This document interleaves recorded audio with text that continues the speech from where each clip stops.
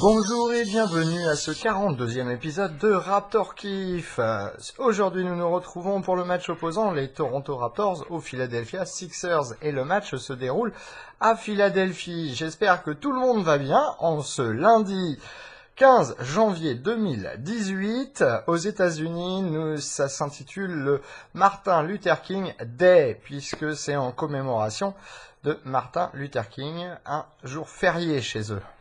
Et à cette occasion, il y a 11 matchs aujourd'hui qui se déroulent. Et du coup, le match des Raptors a lieu à 1h de l'après-midi, heure de la côte est américaine. Et du coup, à 19h, heure française.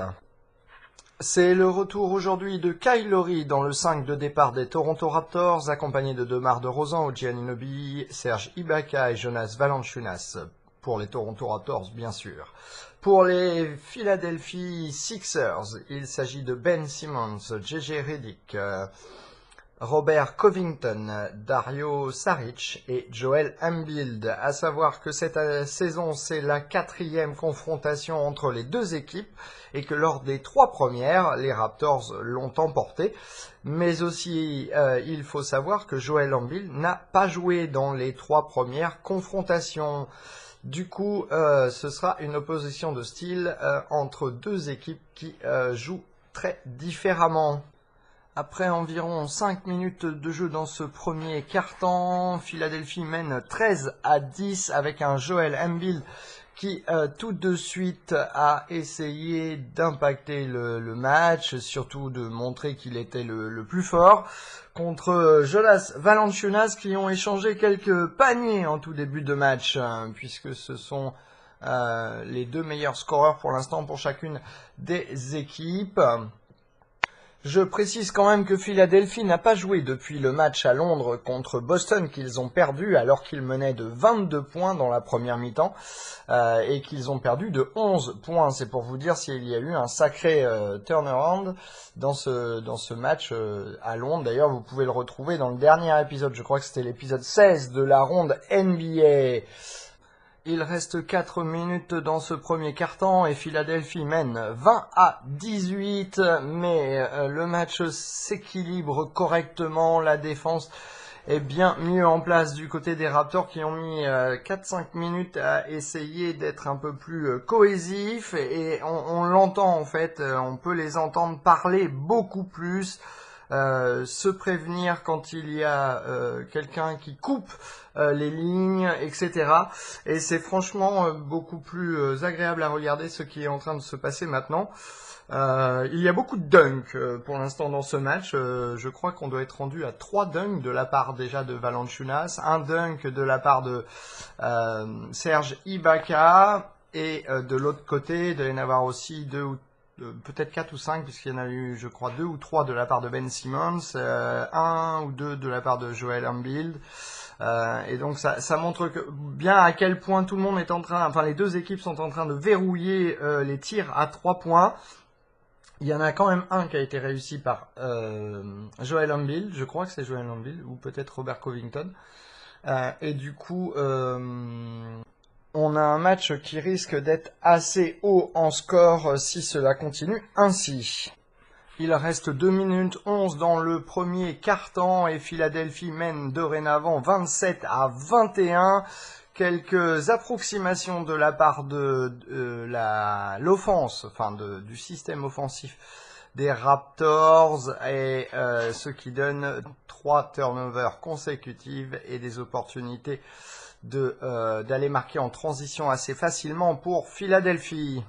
À la fin du premier quart-temps, Philadelphie mène 32-23 et une équipe de Philadelphie qui a carrément accéléré, vraiment on le voit accélérer dans cette fin de premier quart-temps, mais surtout les Raptors sont en manque de réussite. Je n'ai pas l'impression que ce soit la défense de Philadelphie qui soit mieux en place, mais c'est Toronto qui a un souci pour mettre le ballon dans le panier, puisqu'ils arrivent à pénétrer, mais que le ballon ne trouve pas le panier, en fait, on va dire les choses comme ça. Et les tirs à 3 points tentés par Toronto ne rentrent pas, alors que les joueurs sont démarqués quand ils shootent. ce qui donne du coup quelque chose de relativement négatif en termes de scoring. Et Philadelphie du coup en profite pour accélérer en transition et aller plus vite à attaquer que Toronto ne met de temps à revenir en défense. Ce qui leur donne un avantage de 9 points du coup à la fin de ce premier quart-temps, 32-23 pour Philadelphie.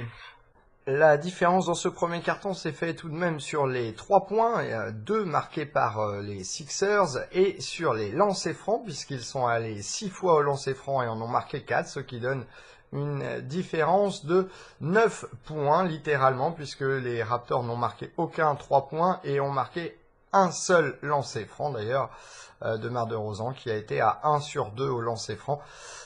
Pour le moment, et donc du coup ça fait 9 points d'écart, puisque au niveau du rebond dans ce premier quart-temps, 10 partout, 8 passes décisives pour Philadelphie à 6 pour Toronto, les turnovers 2 pour Toronto, 2 pour Philadelphie, et voilà, donc l'écart se fait vraiment sur le nombre de 3 points marqués et sur les lancers francs. Après 3 minutes 35 secondes dans ce deuxième quart-temps, les Raptors avaient très bien démarré le quart-temps. Encore une fois, l'unité du banc. Une bien meilleure défense, bien meilleure circulation des ballons et Fred VanVleet qui faisait un superbe boulot.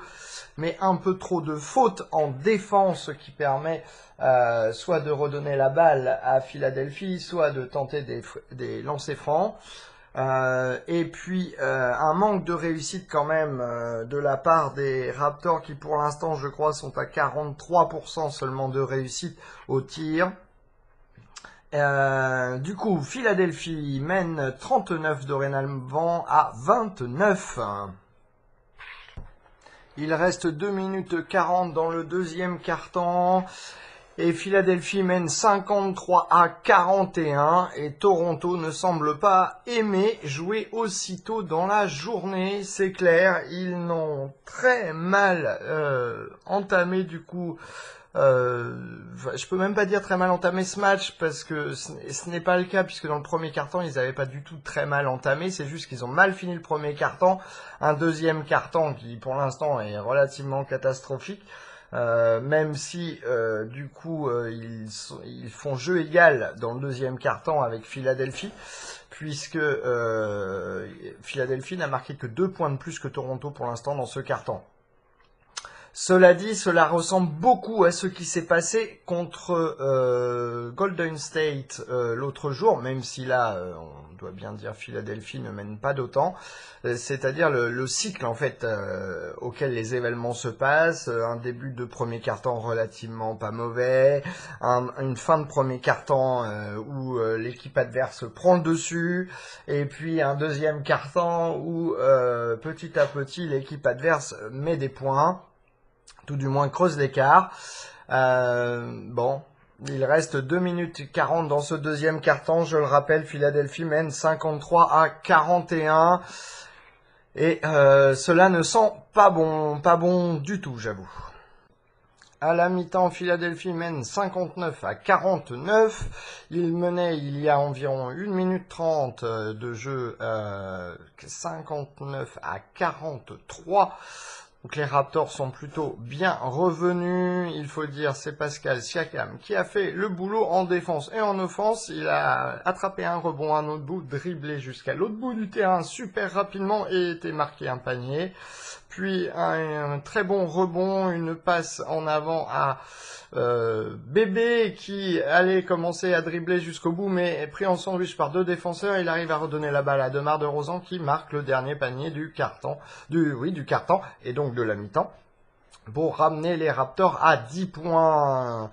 Mais on le voit, il y a beaucoup d'énervement, beaucoup de frustration du côté des Toronto Raptors. C'est assez symptomatique et puis cela ressemble beaucoup à certains matchs de la saison quand ils n'arrivent pas à jouer correctement.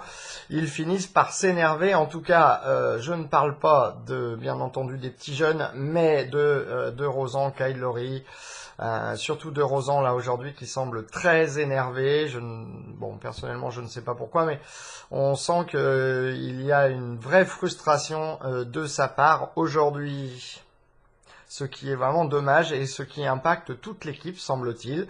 Un Kyle Lowry qui n'est pas en réussite au tir, puisqu'il n'a réussi aucun tir pour le moment dans cette première mi-temps. Il a marqué, je crois, 4 lancers francs.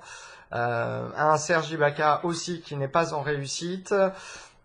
Et un OG Anunoby, je crois, qui n'a marqué aucun point.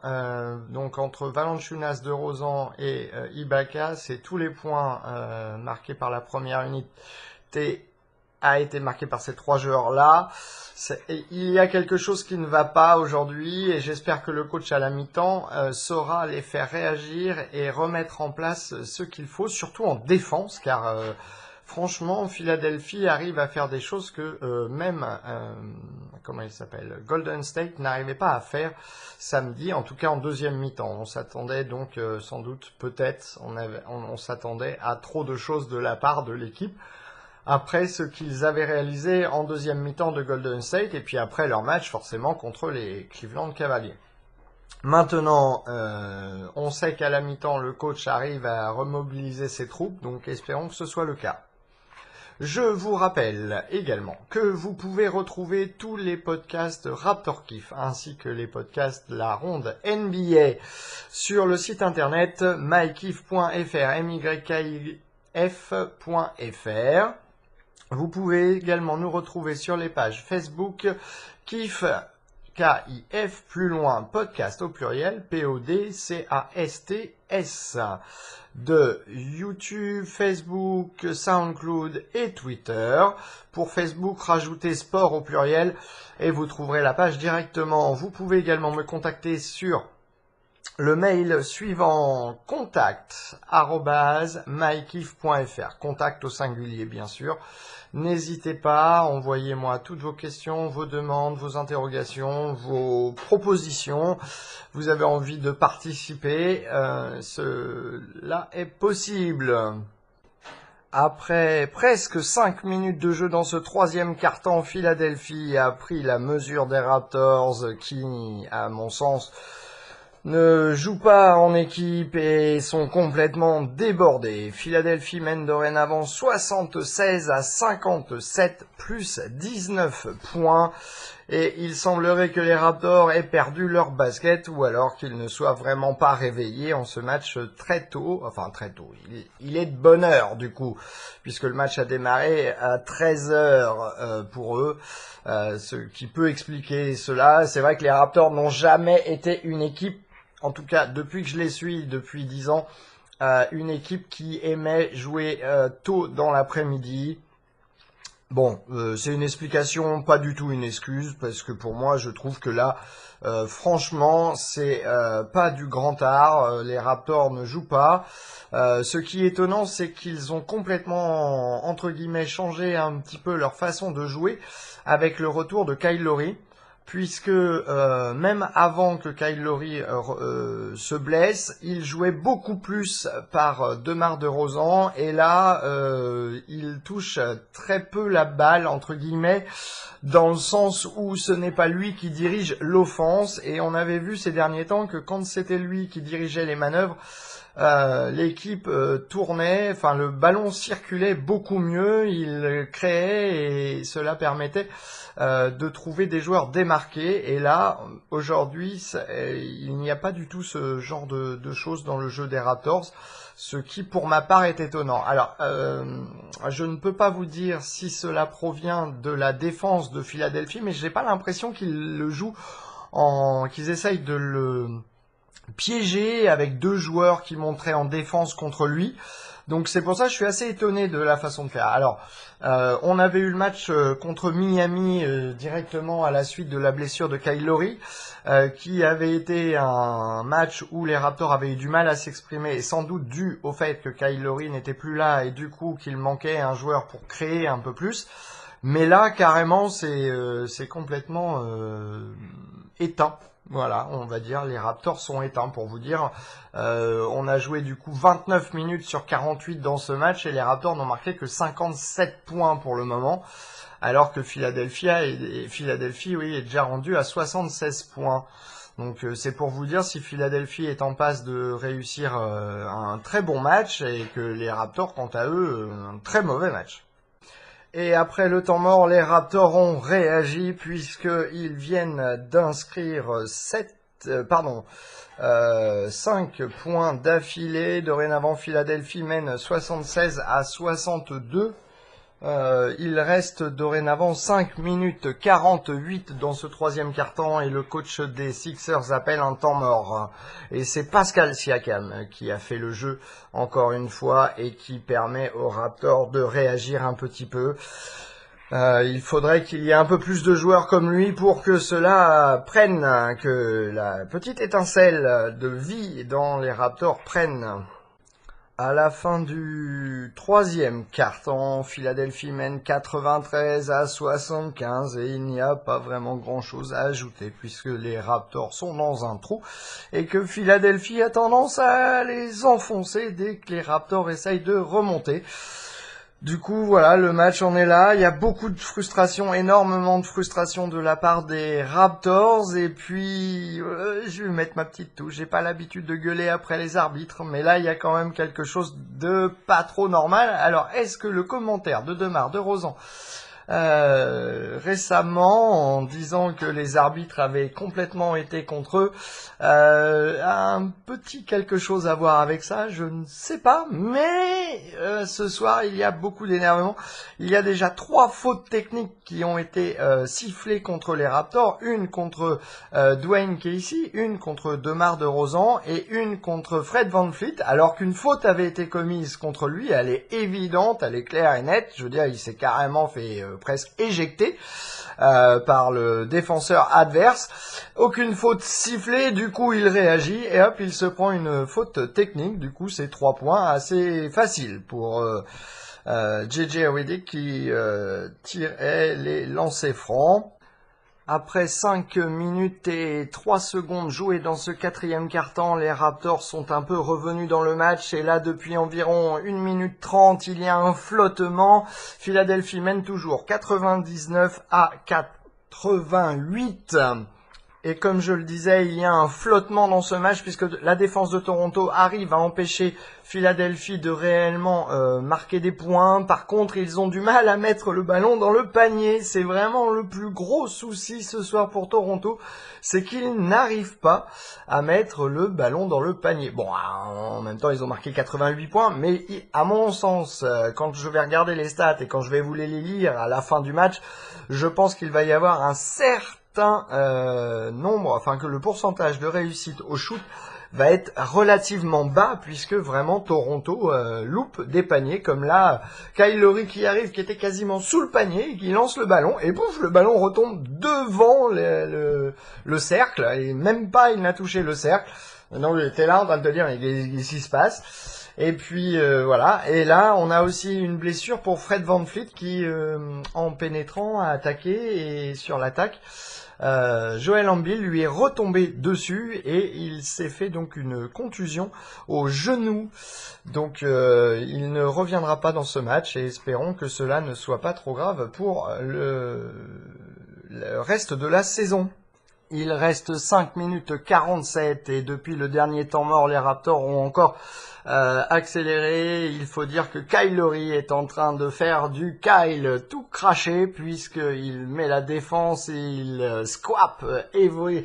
Je suis en train de parler anglais, il faudrait pas. Il est en train de gagner centimètre par centimètre, on devrait dire comme ça. Il prend des charges, il se fait pousser. Et bon, il joue un peu le comédien, il faut dire, pas de souci. Mais il y a une petite, confrontation avec Ben Simmons, pas dans le sens combat, mais dans le sens il se cherche.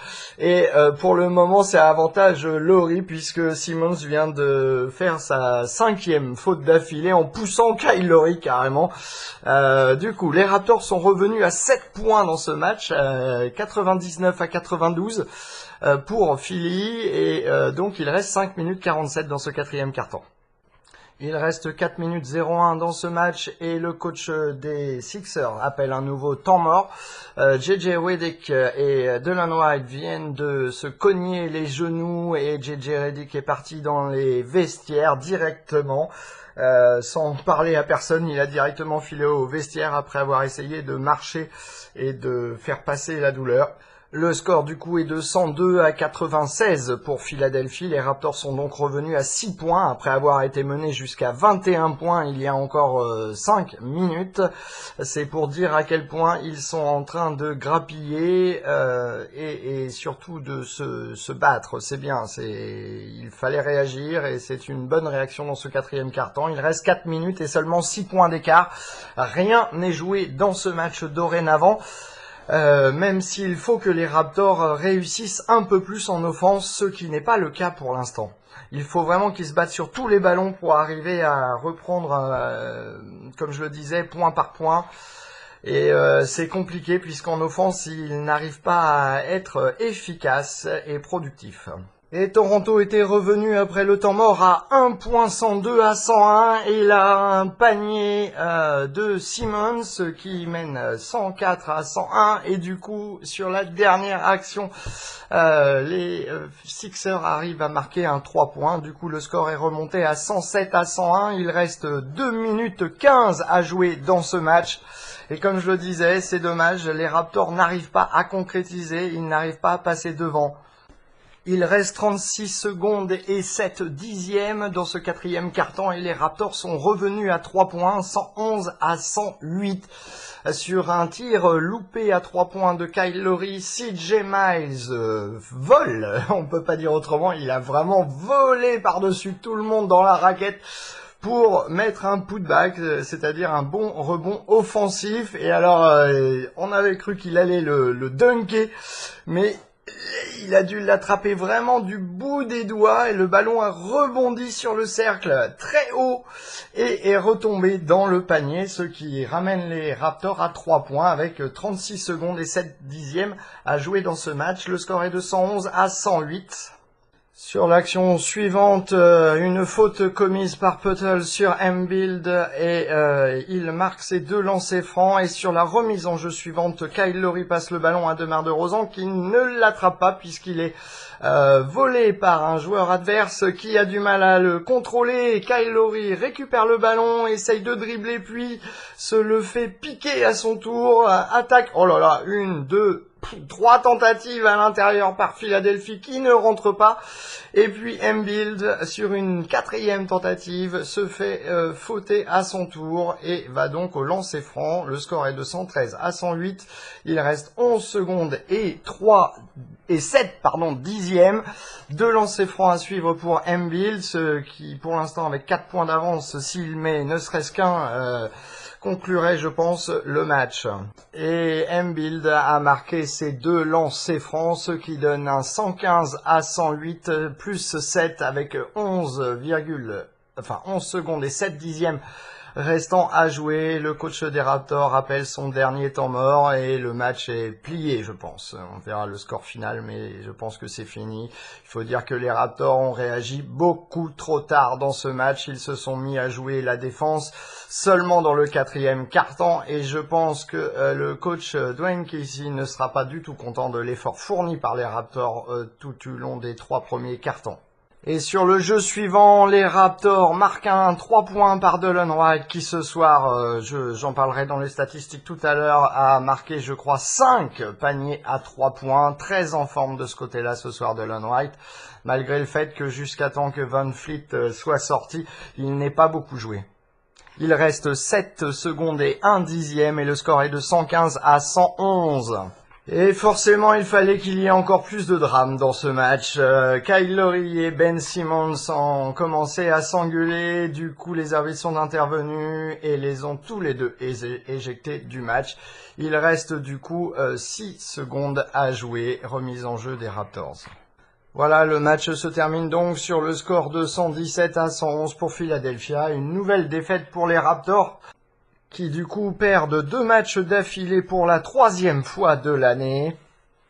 Le prochain match, ils affronteront Détroit mercredi soir, en espérant qu'ils soient capables de jouer un match complet, c'est-à-dire de le démarrer correctement et de continuer à jouer correctement.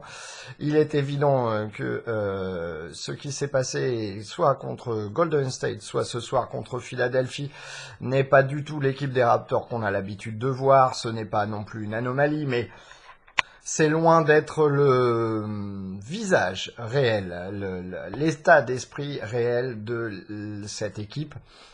Encore une fois, c'est vraiment dommage, ils étaient revenus à un point, ils n'ont jamais mené les Raptors dans ce match.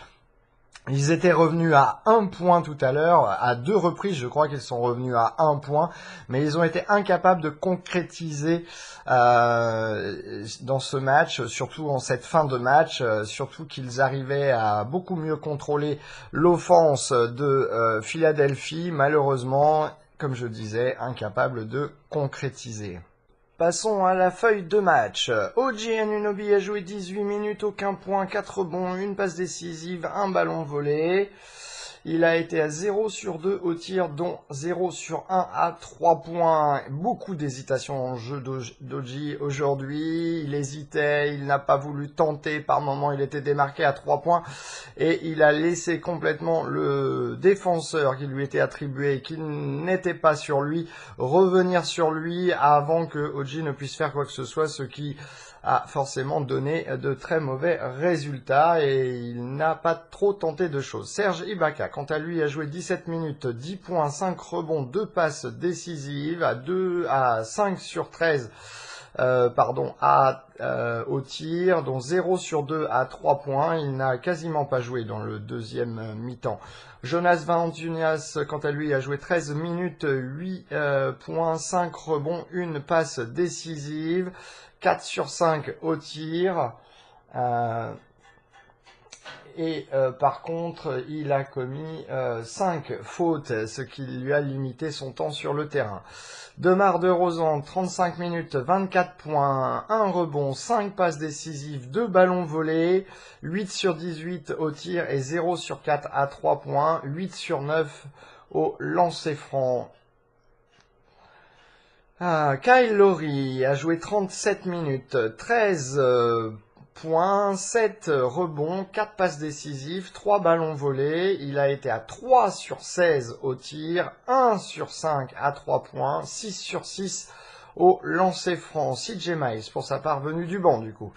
21 minutes, 10 points, 2 rebonds, une passe décisive. Il a été à 3 sur 10 au tir, dont un 2 sur 9 aux 3 points. Par contre, il a été 2 sur 2 au lancer franc. Jacob Poeltl a joué 26 minutes, 7 points, 8 rebonds, 2 passes décisives, 1 contre, 2 sur 4 au tir, 2 sur 4 au tir et 3 sur 4 au lancer franc. Pascal Siakam a joué 29 minutes, 11 points, 6 rebonds, une passe décisive, un ballon volé, 5 sur 8 au tir, dont 1 sur 3 à 3 points et 0 sur 1 au lancer franc. Delon Wright a joué 19 minutes, 20 points, 4 rebonds, une passe décisive, un ballon volé.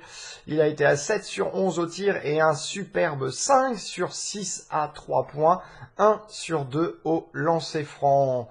Fred VanVleet, malheureusement, qui a donc été blessé, a joué 15 minutes, 8 points, 2 rebonds.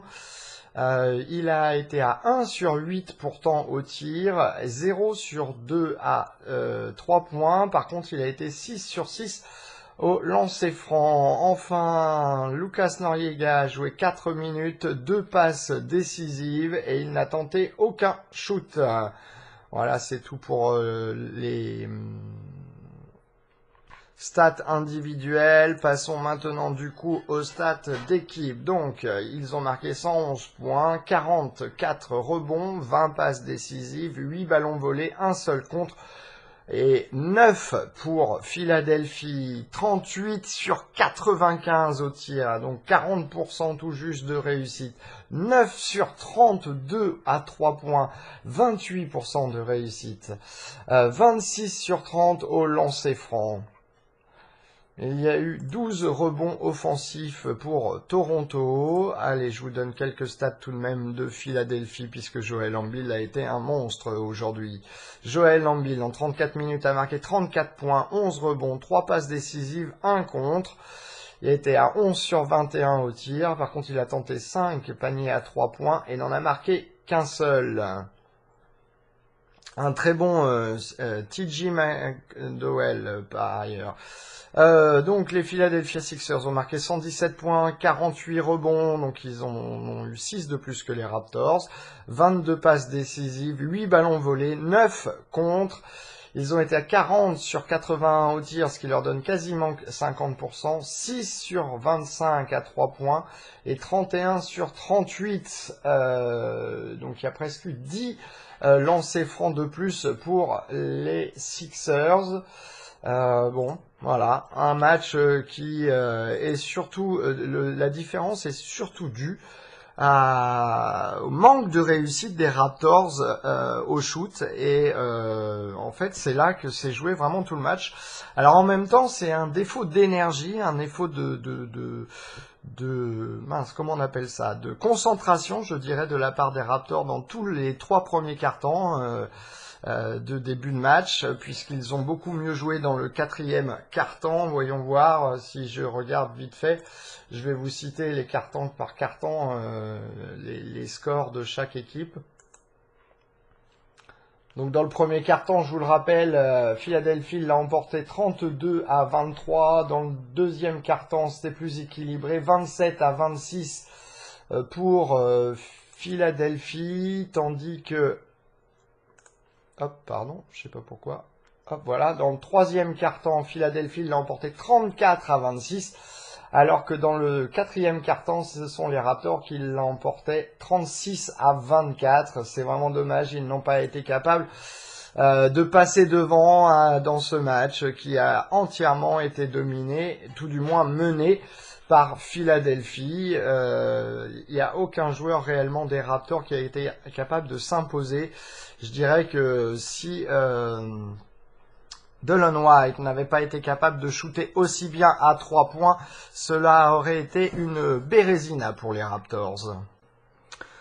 En fait, je voulais faire 6 étoiles ou flocons et franchement, bon, on va le faire. Je mets une étoile à Joel Embiid, bien sûr, puisqu'il a fait un match superbe, rien à dire. Il a complètement éclipsé Jonas Valanciunas, qui avait très bien démarré ce match. Je veux dire, leur affrontement dans les 3-4 premières minutes était superbe. Mais une fois que Jonas Valanciunas a commis trop de fautes, il est sorti du match. Et puis, à chaque fois qu'il est rentré, il a commis des fautes assez rapidement, ce qui fait qu'il est ressorti. Et qu'ensuite il n'a plus joué, par exemple après, je crois à la fin, au milieu du troisième quart-temps, il est sorti, puis il n'a plus joué du tout le reste du match. D'ailleurs, c'est aussi valable pour Serge Ibaka. Du coup, voilà, première étoile pour Joel Embiid qui a fait un superbe match d'un bout à l'autre et qui a mené son équipe de façon de main de maître, on va dire. Ma deuxième étoile revient au coach des Sixers qui a su motiver ses troupes quand les Raptors étaient en train de revenir. Je veux dire, les Raptors sont revenus par 2 fois à 1 point. Puis ils ont su recreuser l'écart. Il a su appeler les temps morts quand il fallait, appeler des jeux bien posés qui ont réussi et qui ont recreusé l'écart. Donc ma deuxième étoile revient donc au coach, je ne me souviens plus de son prénom, mais son nom c'est Brown. Des Sixers, mon troisième sera un flocon et ce sera pour l'ensemble des Raptors qui, il faut le dire, on a eu l'impression que c'est bon, on va gagner, c'est pas la peine de jouer trop difficile en début de match. Ça donnait un peu cette impression-là, pas la peine de se fatiguer trop en début de match. Et puis, ce comportement a duré jusqu'à, je dirais, la deuxième partie du troisième quart-temps, où là, ils se sont dit, bon, faut peut-être réussir à faire quelque chose et se rattraper. Je crois qu'il devait rester à peu près 3 ou 4 minutes seulement dans le troisième quart-temps quand ils ont commencé à réagir et entamer leur remontée. Donc, un flocon pour l'ensemble de l'équipe parce que c'était vraiment pas terrible. Je donnerais une étoile à Kyle Lowry malgré sa très mauvaise soirée au tir. Sa défense était exemplaire. Il a pris 2 charges, il s'est fait pousser, il est tombé je ne sais combien de fois, sachant qu'il avait fait une contusion du coccyx lors du match contre Brooklyn. Je crois que ça devait être lundi soir dernier, donc il y a pile poil une semaine. Pour avoir vécu cela déjà une fois, se faire mal au coccyx, c'est très douloureux et très difficile de revenir. Et là, franchement, être revenu au bout d'une semaine et faire ce qu'il a fait en défense, je trouve que cela mérite une étoile.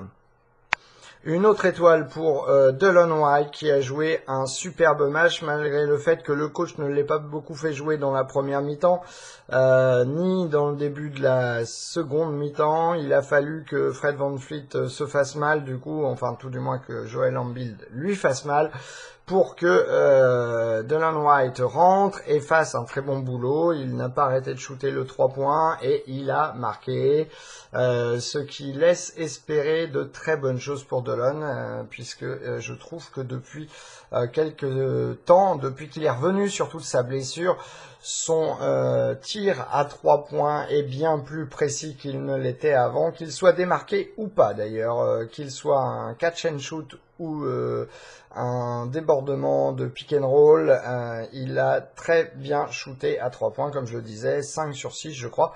Donc c'était vraiment du très bon Delon Wright ce soir. Donc ça c'était mon 4e, donc mon 5e, je sais même pas parce que c'était un match... mon 5e, je vais le donner à un flocon à Serge Ibaka qui a fait un très mauvais match. Pour moi, il a vraiment fait un très mauvais match. D'ailleurs, mon 6e reviendra à OG Anunoby qui, pareil, a fait un mauvais match à la fois en défense, en offense. Pas du tout au point aujourd'hui. Bon, après, c'est un rookie, il va avoir des mauvais matchs, des bons matchs, et c'est vrai qu'il a eu un bon match contre les Warriors. Et là, par contre, pas du tout un bon match. Je veux dire, il n'a quasiment rien fait. Je crois qu'il a eu que 3 rebonds dans ce match, et c'est tout. Il a tout loupé, sinon, sauf un lancer franc sur 2. Donc, c'était vraiment un mauvais match de sa part. D'ailleurs, il a finalement pas beaucoup joué. Mon dernier reviendra du coup à Pascal Siakam qui, même si en début de match n'a pas été très bon, en deuxième mi-temps il a vraiment fait une superbe défense. On voit qu'il y a des qualités à la Draymond Green pour Pascal Siakam. Et que plus il va réussir à poser son jeu et à être un peu moins foufou par moment, je pense qu'il devrait réussir à être un très bon joueur. Je dis pas un bon joueur, hein, je dis bien un très bon joueur. Donc cela laisse espérer. Voilà, ce sera tout pour aujourd'hui. Un match à oublier absolument, faut passer à autre chose. On affronte Détroit mercredi soir, heure américaine, donc jeudi matin, 2h du matin, heure 1h30, je sais plus si c'est 1h30 ou 2h du matin, heure française. Du coup, bref, vous aurez le podcast que jeudi dans la matinée. Voilà, donc on se retrouve à ce moment-là pour ce match opposant les Toronto Raptors aux Détroit Pistons. Sur ce, je vous dis à mercredi soir ou jeudi matin. Ciao les copains!